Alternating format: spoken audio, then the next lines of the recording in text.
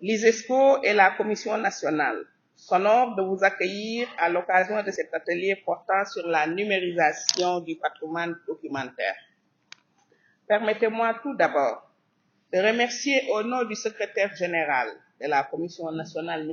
Aliouli Ampéché, le directeur général de l'ISESCO pour le soutien financier qui a permis la tenue de cette importante activité qui entre dans le cadre de la nouvelle vision et des orientations stratégiques de l'organisation, c'est-à-dire l'ISESCO, en matière de préservation et de valorisation du patrimoine culturel et civilisationnel dans le monde islamique.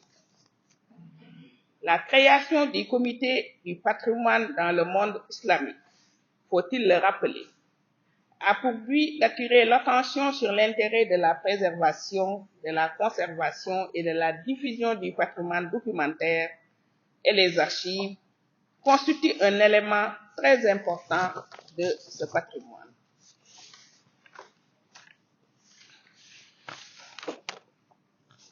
Mesdames, Messieurs, au Sénégal, plusieurs ateliers, séminaires de formation et de renforcement de capacité des professionnels du patrimoine ont été organisés avec le comité Mémoire du Monde, comme l'a rappelé tout à l'heure monsieur le directeur de l'EBAD. Ce comité donc Mémoire du Monde qui a été mis en place depuis 2009, donc plusieurs activités ont eu à être déroulées par ce comité. Rappelons un peu, faisons un peu d'historique. La première activité était relative à un atelier sous-régional sur la préservation du patrimoine documentaire en Afrique de l'Ouest, défis et opportunités. Cet atelier donc a été organisé les 4 et 5 mars en 2011. Deuxième activité, c'était le colloque régional sur patrimoine documentaire en danger. Quelle stratégie de préservation dans les zones en situation de conflit?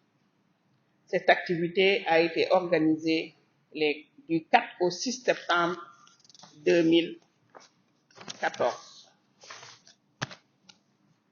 D'autres activités s'en ont suivi jusqu'à cette dernière activité.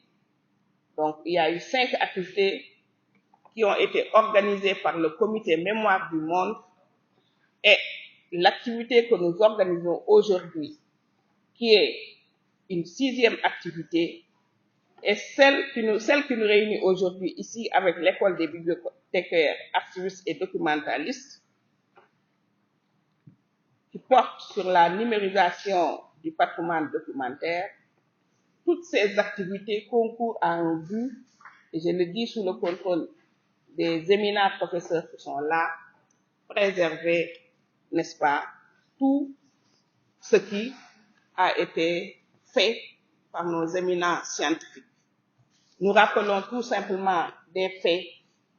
Récemment, au niveau de l'université, il y a quelques mois, nous avons assisté à un saccage au niveau de l'université Cheikh Anta Diop. Il est important de le rappeler. Si cette numérisation est de rigueur, certainement, on aurait pu encore récupérer des éléments, n'est-ce pas, qui, en principe, et je le dis sous le couvert des bibliothécaires qui sont déjà perdus. Donc, c'est important, encore une fois, cette activité de numérisation du patrimoine documentaire. Permettez-moi, enfin, monsieur le directeur, de remercier toute votre équipe.